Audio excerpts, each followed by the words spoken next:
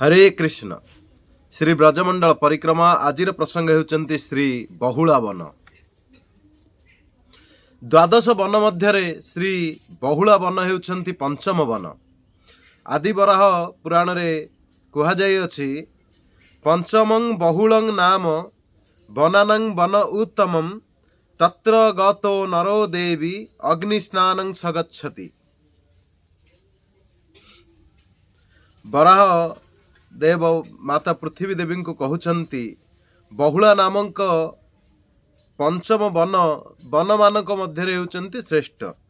हे देवी, जो व्यक्ति एही वन को गमन करे से अग्नि लोक को प्राप्त होता है। पुनश्च स्कंद पुराण मथुरा खंडरे वर्णना अच्छंती बहुला श्रीहरि पत्नी तत्र तिष्ठति सर्वदा तस्मिन् पद्म वने राजन बहु पुण्य फलानि च तत्रैव रमते विष्णु लक्ष्म्या साध्यं सह सदैव हि तत्र संकर्षण कुंडं तत्र मानसरो नृप जशस्त कुरुते स्नानं मधुमासे नृपोत्तम स पश्यति हरि तत्र लक्ष्म्या सह विसंपते। अर्थात श्रीहरिंकर पत्नी बहुला सही बहुला वनरे सर्वदा विद्यमान। हे राजन, बहुला वनर कुंडस्थ सही पद्म वनरे प्रविष्ट व्यक्ति बहु पुण्य फल लाभ करे। कहीं ना श्री विष्णु लक्ष्मी सहित सही बहुला वनरे सदा सर्वदा सुखरे वास करती। हे नृप, बहुला वनरे संकर्षण कुंड एवं मानसर अछि। हे नरपते, हे नृपश्रेष्ठ, जे चैत्र मासरे यही कुंड सरोवर रे स्नान करिथाए सेठारे से लक्ष्मी सहित श्रीहरि विष्णु को मध्य देखिबा को पाइथाए। आमे देखिबा वर्तमान बाटी ग्राम रे एई बहुला वनटी अवस्थित।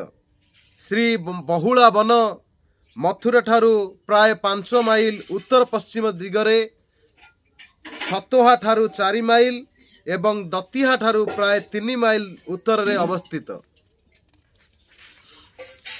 बाटी ग्रामर उत्तर रे बहुला कुंड, कुंडर दक्षिण तटरे बहुला गाभीर मंदिर। श्री मंदिर रे श्री राधाकृष्णंकर जुगल मूर्ति, बहुला गाभी गोबश्चरंकर प्रस्तर मूर्ति अछि। कुंडंटी पक्का घाट सोपान श्रेणी सुशोभित। भक्ति रत्नाकर 5 461 62 63 कुहा जाय अछि आहे श्रीनिवास एई बहुला बनते देख अपूर्व कुंड पद्म वन जाते are AE Sankarshan Kund Anupam are मान सरसी परम मनोरम। एसब दर्शन स्नाने बहु फल हय लक्ष्मी सह कृष्ण देखे पुराणे ते कय। प्रचलित कथा यही जे कौनसी एक कृष्ण भक्त ब्राह्मणंकर बहुला नामक गाभीटीए थिला। दिने सेई गाभी जंगल मध्य प्रवेश कला। सेई जंगल रे बाघटीए रहुताए। बहुला को देखिबा क्षणी बाघटी बहुला को खाइबा पई आक्रमण कला। एहा देखी बहुला गाभीटी निवेदन करी कहिला, घरे मोर बच्चा क्षुधार्थ अछि एवं मोर पथ को फेरिया पई से चाहि रहिछि। अतएव ताकू दुग्धपान कराई बाकू मते अनुमति देले मु ताकू दुग्धपान कराई शीघ्र फेरी आसी तुमर इच्छा को मु पूरण करिवि।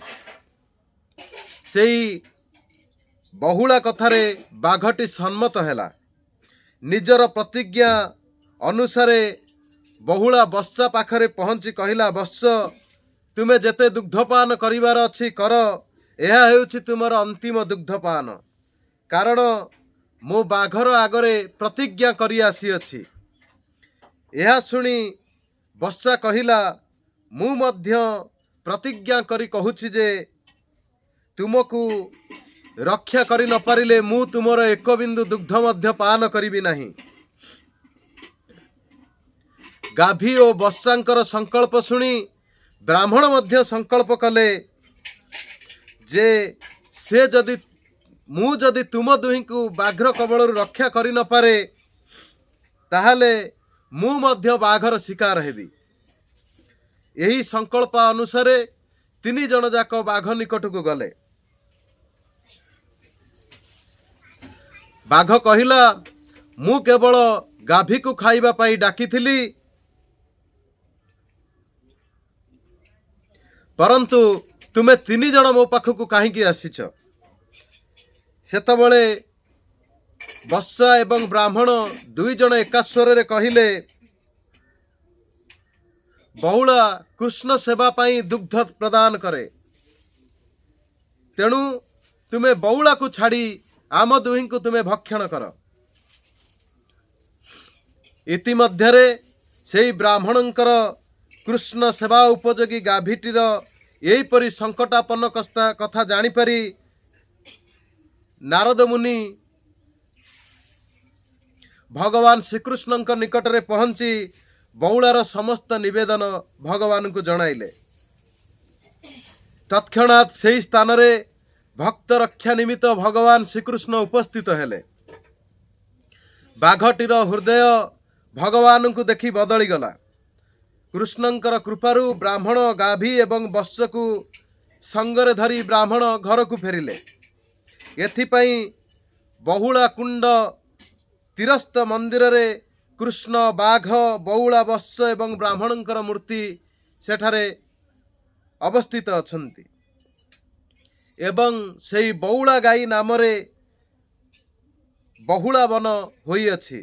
ବାଘ୍ର ଅନ୍ୟ କେହି ନୁହନ୍ତି, ସ୍ୱୟଂ ଭଗବାନ ଶ୍ରୀକୃଷ୍ଣ। ବଉଳାର ସାଧୁତା ପରୀକ୍ଷା କରିବା ପାଇଁ ଭଗବାନ ନିଜେ ବାଘ୍ର ରୂପ ଧରି ସେଠାକୁ ଆସିଥିଲେ। ସେହି ବହୁଳା କୁଣ୍ଡକୁ ଅନ୍ୟମାନେ ମଧ୍ୟ କୃଷ୍ଣ କୁଣ୍ଡ ବୋଲି କୁହନ୍ତି।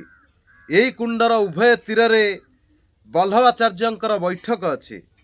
କୁଣ୍ଡର ଦକ୍ଷିଣ ଦିଗରେ ବହୁଳା ଗାଭୀର ମନ୍ଦିର, ତତ୍ସନ୍ନିକଟ ରାଧାକୃଷ୍ଣ ବା ବିହାରୀଜୀଙ୍କର ମନ୍ଦିର ଏବଂ କୁଣ୍ଡର ଉତ୍ତର ଦିଗରେ ମୁରଲୀ ମନୋହରଙ୍କର ପ୍ରାଚୀନ ମନ୍ଦିର ମଧ୍ୟ ଦେଖିବାକୁ ମିଳେ।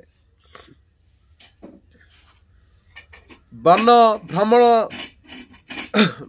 ଭ୍ରମଣ ଲୀଳା ବିସ୍ତାର କାଳରେ ଭଗବାନ ଶ୍ରୀ ଶଚୀସୁତ ଗୌରହରି ଯେତେବେଳେ ଏହି ବଉଳା ବନକୁ ଆଗମନ କରିଥିଲେ ସେତେବେଳେ ଲକ୍ଷ ଲକ୍ଷ ଗାଭୀ ଊର୍ଦ୍ଧ୍ୱ ପୁଚ୍ଛରେ ସେହି କୃଷ୍ଣାନୁସରଣ ଲୀଳା ପ୍ରକଟକାରୀ ଅଭିନ୍ନ ଗୋପେନ୍ଦ୍ର ନନ୍ଦନ ବେଷ୍ଟନ କରି ପ୍ରେମ ପ୍ରକାଶାର୍ଥ ପ୍ରଭୁଙ୍କର ଅଙ୍ଗ ସ୍ପର୍ଶନ ଓ ଲେହନ କରିଥିଲେ।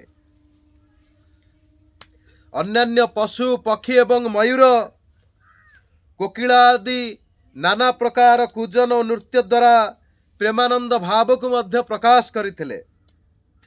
ବୃକ୍ଷଲତା ସମୂହ ପୁଷ୍ପବୃଷ୍ଟି ଦ୍ୱାରା ଶ୍ରୀ ଗୌର ସୁନ୍ଦରଙ୍କୁ ଅର୍ଘ୍ୟ ପ୍ରଦାନ କରିଥିଲେ। ଶ୍ରୀ ଚୈତନ୍ୟ ଚରିତାମୃତରେ ଏସବୁ ଘଟଣାର ନିମ୍ନୋକ୍ତ ବର୍ଣ୍ଣନା ଅଛି, ଯାହା ଆମେ ବର୍ତ୍ତମାନ ପାଠ କରିବା। ପଥେ ଗାଭୀ ଘଟାଚରେ ପ୍ରଭୁରେ ଦେଖିଆ, ପ୍ରଭୁ କେବେ ଢଏ আসি হুঙ্কার করিয়া, গাভী দেখি স্তব প্রভু প্রেমের তরঙ্গে, বাসল্যে গাভী প্রভুর চাটে সর্বঙ্গে।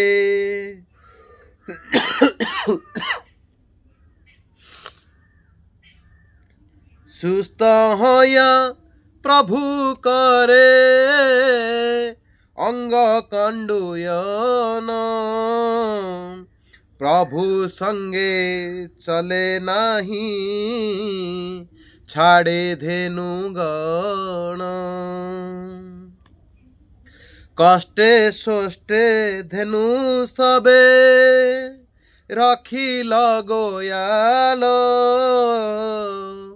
प्रभु कंठ ध्वनि शुणी आइसे मुर्ग पल मुर्ग मृगी मुख देखी प्रभु अंग चाटे भय नाही करे संगे जाय बाटे बाटे शुक पीक भृंग प्रभुरे देखी पंचम गाय शिखी गण नृत्य करी प्रभु आगे जाय प्रभु देखी वृंदावनेर बुक्षलता गणे अंकुर प्रुलक मधु अश्रु बरिसणे फूल फल भरी डाल पड़े प्रभु पाय बंधु देखी बंधु जेन भेट लया जाय प्रभु देखी वृंदावनेर स्थावर जंगम आनंदित बंधु जेन देखे बंधुगण ता सबार प्रीति देखी प्रभु भावावेशे प्रति वृक्ष सबासने क्रीड़ा करे हया तार बसे प्रति वृक्ष लता प्रभु करे आलिंगन पुष्पादि ध्यान करेण कृष्ण समर्पण अश्रु कंप पुलक प्रेमे अशरीर स्थिरे कृष्ण बोल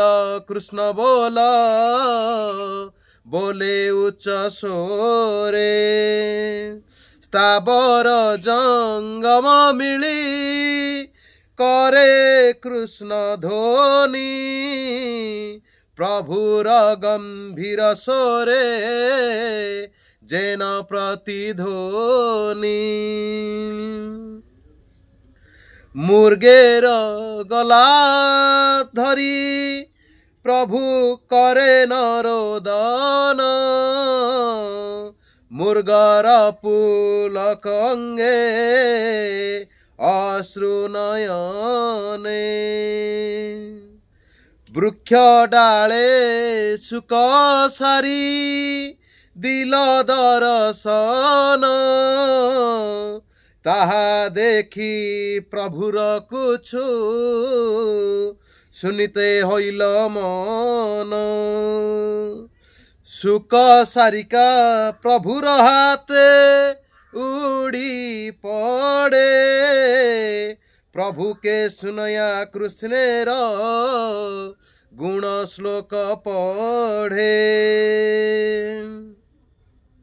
सौंदर्यं ललनाळी धैर्य दलनं लीलारमस्तंभनी वीर्यं कंदुकात द्रिवर्जमला पारे पराध गुणः शीलं सर्वजना नूरंजनमहो जस्यायमस्नत प्रभु विश्वं विश्वजनी न कीर्तिरवतात कृष्ण जगत मोहन श्री गोविंद लीलामृत 13:29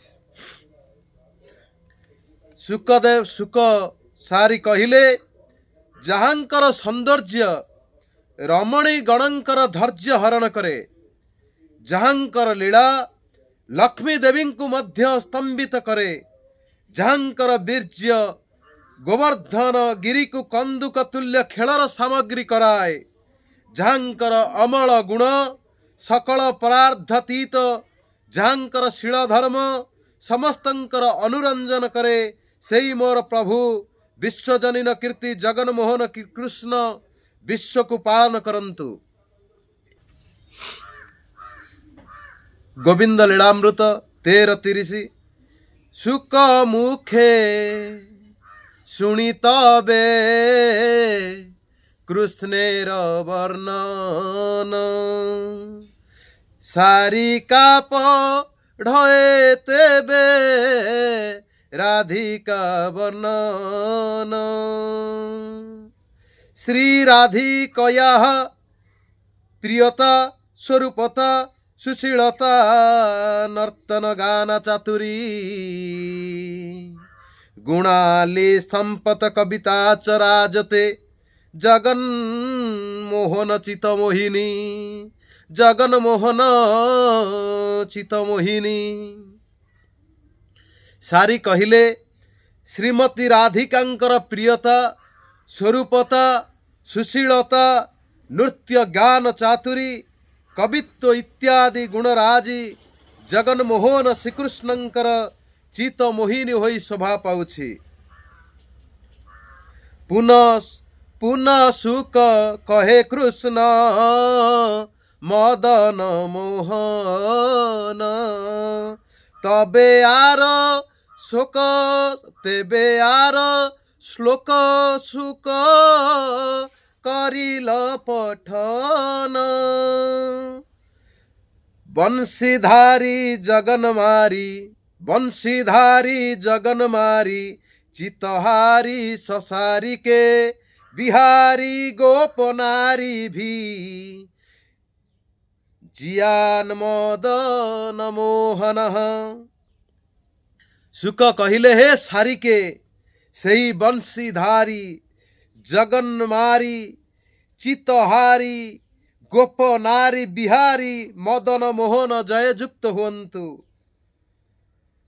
पुनः सारी कहे सुकए करी परिहास ताहा शुणी प्रभुर हईल विस्मय प्रेम लास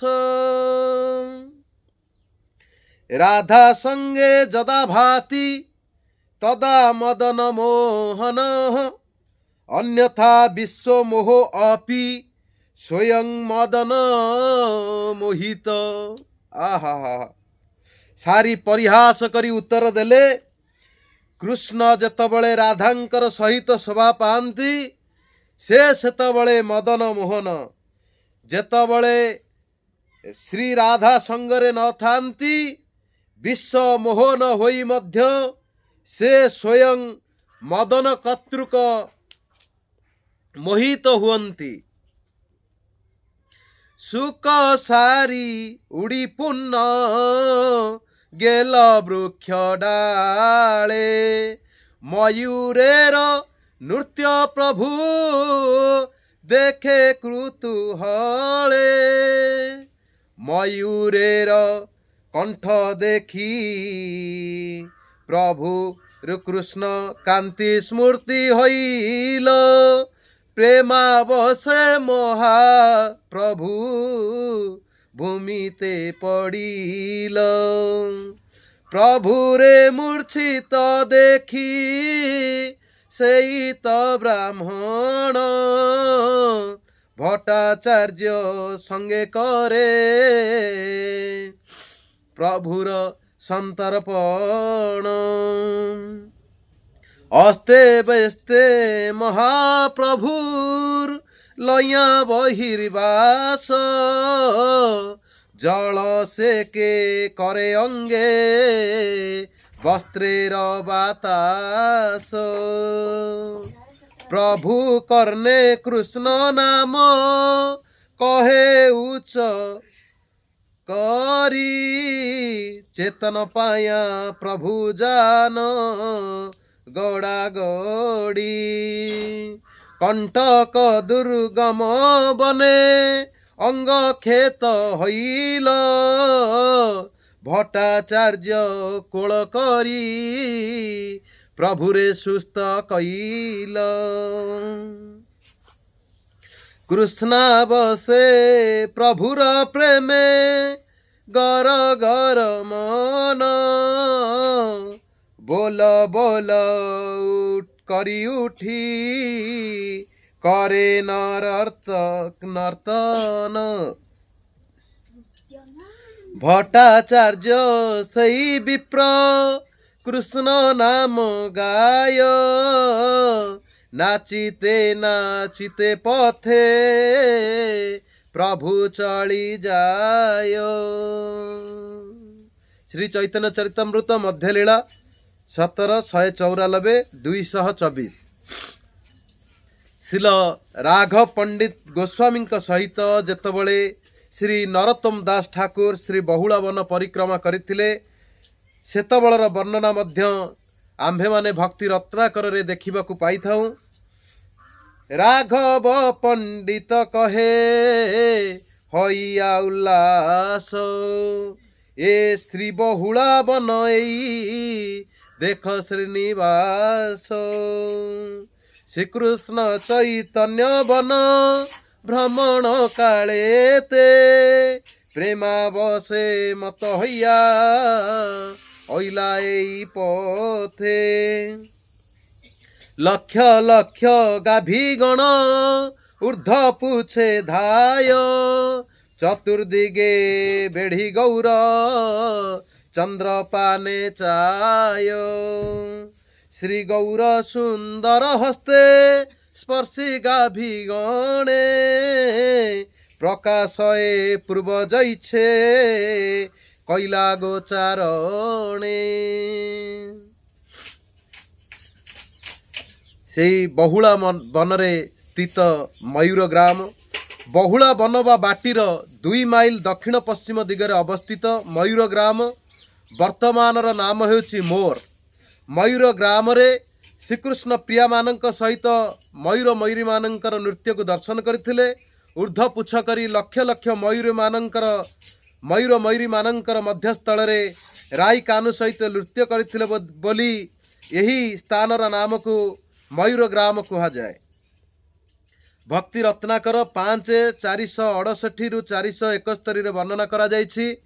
एई जे मयूर ग्राम कृष्ण एई खाने देखे मयूरेर नृत्य प्रियागण सने कि अपूर्व लक्ष लक्ष मयूर मंडली राई कान्हू पाने चाय ऊर्धे पुछ तुली मयूरेर मध्य राई कानु विलासय नाचए नाचए कि अद्भुत हर्षोदय चतुर्दिगे करताली दिया सखी गण देखिए अभूत शोभा भुवन मोहन हरे कृष्ण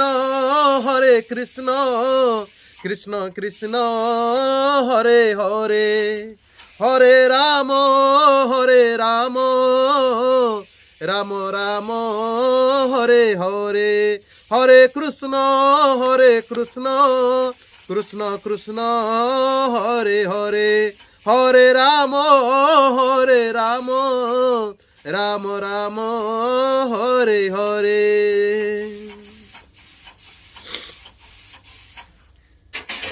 सकना ग्राम बहुला वन ठारू मयूर ग्राम जीवा समय सकना गाम दे जीवाकू हुए।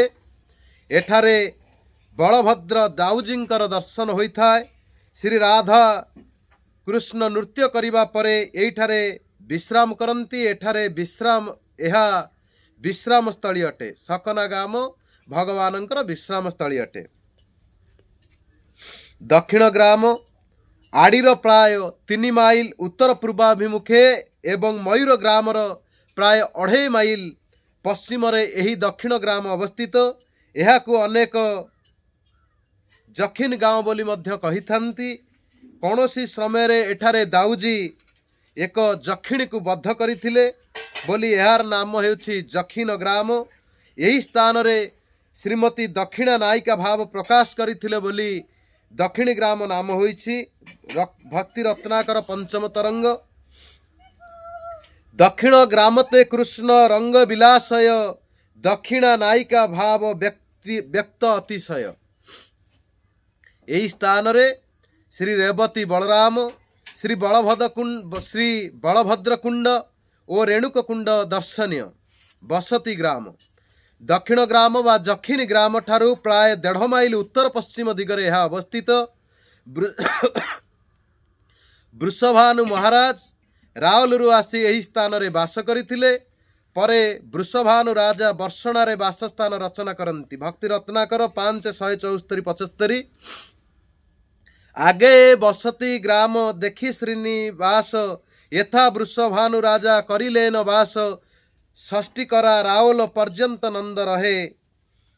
बसती ठारू प्राय 3.5 माइल पूर्व दिगरे एवं मयूर ग्रामर प्राय 2 माइल उत्तर पश्चिम भागरे एही तोष ग्राम विद्यमान। यही स्थान रे श्री बलराम श्रीकृष्ण सखा मानक सहित अति संतोष रे विलास करथिले। भक्ति रत्नाकर 5/467। बसती निकटे राम कृष्ण तोष स्थाने महातोषे बिलसे सकल सखा गणे। अंडी दहितार 5 माइल पश्चिम एवं श्री गोवर्धनर 4 माइल पूर्व यह अवस्थित। श्री बलदेव स्थल ग्रामर उत्तर पश्चिम किल्लोल कुंडर पूर्व दिगर किछि दूर रे ग्राम रे उत्तर श्री बलदेव जीउंकर विग्रह दर्शनीय। एठारे श्री कृष्ण दूध दही बिक्री करने को जाउथिबा गोपिका मानक ठारू अड़ी करी दान ग्रहण करुथिले बोली एहार नाम अडिंग होइछि। अडिंग माधुरी कुंड अडिंग रो 2 माइल अग्निकोणरे माधुरी कुंड अवस्थित। एठारे श्रीमती राधाराणींकर प्रिय सखी माधुरींकर स्थान। मुखराई श्री राधाकुंडर अग्निकोणर 3 किलोमीटर दूर रे श्री राधिकांकर मातामह अर्थात आई मुखरा देवींकर ग्राम। मुखरा देवींकर नाम अनुसार यही ग्रामर नाम मुखराई होइछि। भक्त माने कहती एठारे बेणी गुंथिबा समय रे श्रीकृष्णंकर प्रियतमा श्री राधाराणी को दर्पण रे मूर्ख दर्शन कराइथिले। एणु यही ग्रामर नाम मुखराई होइछि। एठारे रोहिणी कुंड मुखरा कुंड मुखरा देवी श्री गिरिधारी मंदिर श्री मदन मोहन जींकर मंदिर दर्शनीय। यही ग्राम रे फाल्गुन मासरे गोटे मेला लगे। यही मेला एठाकार हेउछि प्रसिद्ध मेला। बिहार वन प्रसिद्ध कदम्ब खंडी रे शोभायमान। यह राधाकृष्णंकर बिहार स्थली अटे। एठारे श्रीमती राधाराणी भगवान श्रीकृष्णंकर नृत्य को परीक्षा करथिले। एठारे थिबा बिहार कुंड पार्श्वरे श्रीकृष्णंकर पौपत्र ब्रजनाभंक द्वारा प्रतिष्ठित भगवानंकर श्री चरण चिन्ह दर्शनीय। हरे कृष्ण कृष्ण कृष्ण हरे हरे हरे राम राम राम हरे हरे।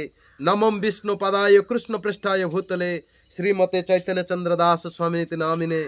नमं विष्णु पदाय कृष्ण पृष्ठाय भूतले श्रीमते गौर गोविंद स्वामिनिति नामिने।